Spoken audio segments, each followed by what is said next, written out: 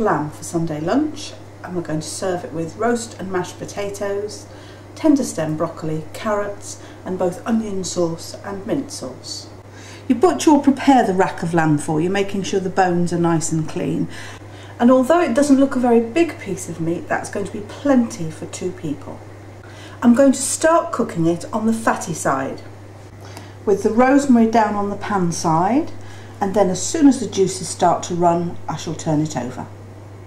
I'm cooking in a gas oven at gas mark 5. If you're using an electric oven, it's 195 degrees centigrade or 380 degrees Fahrenheit. To accompany the lamb, I'm going to make some white onion sauce. We need about an ounce of butter into a saucepan, and then 1 small onion chopped fairly finely. The onions need to cook very, very gently. We don't want to colour them at all. We don't want any brown in this sauce to keep it pure white onion sauce. So stirring it until the butter melts, and then we'll just leave it to sweat until the onions go clear. I'm also going to make a very simple mint sauce, which is the traditional accompaniment in the UK.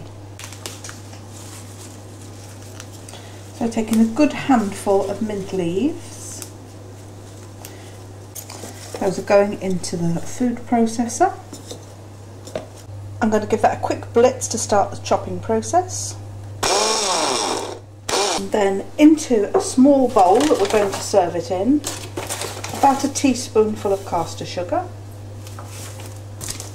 our chopped mint leaves, and you can include the stalks if it's very tender mint. I wouldn't suggest it if the stalks have gone woody though.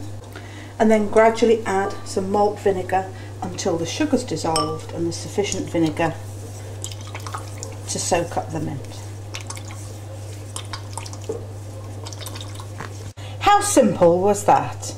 We're going to let it stand now until the lamb's cooked to allow the mint to infuse into the vinegar, and we have a delicious sauce to serve with our lamb. The onions have sweated for about 5 minutes. You can see there's no colour in them, but they have gone slightly translucent. To our sweated onions, we're going to add about an ounce of plain flour.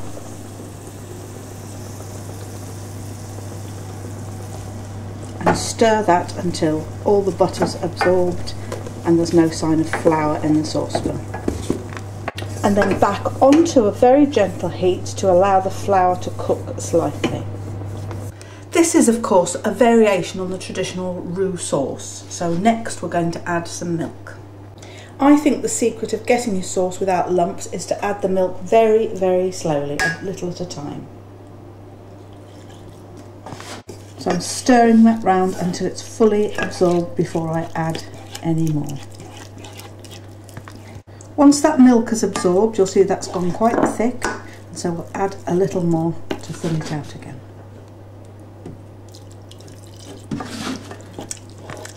So now the sauce is beginning to look more like the consistency that we want, but by the time we've reheated it again, that will thicken up. So I'm again adding more milk,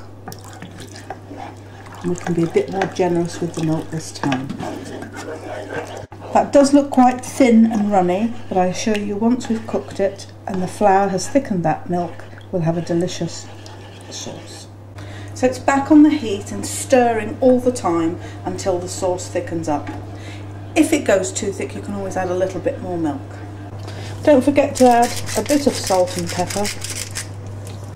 And a couple of minutes brings our sauce to the sort of consistency that we're looking for to serve. The fat on the lamb has started to run now, so that the meat doesn't dry out. I'm going to turn that over.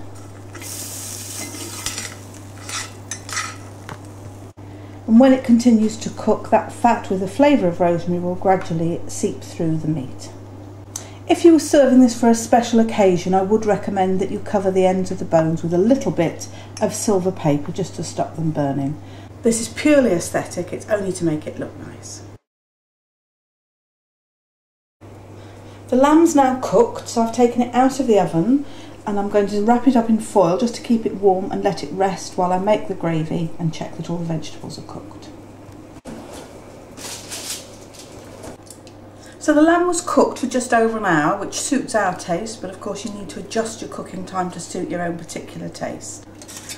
I'm just removing the string so that I can remove the rosemary before serving it. So all I need now to do is to cut it into portions and plate it up.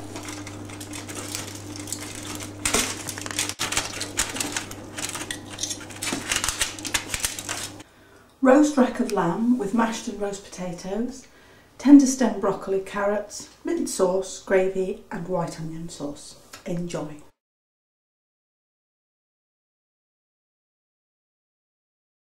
Thanks for watching, hope you enjoy it as much as I enjoyed cooking it.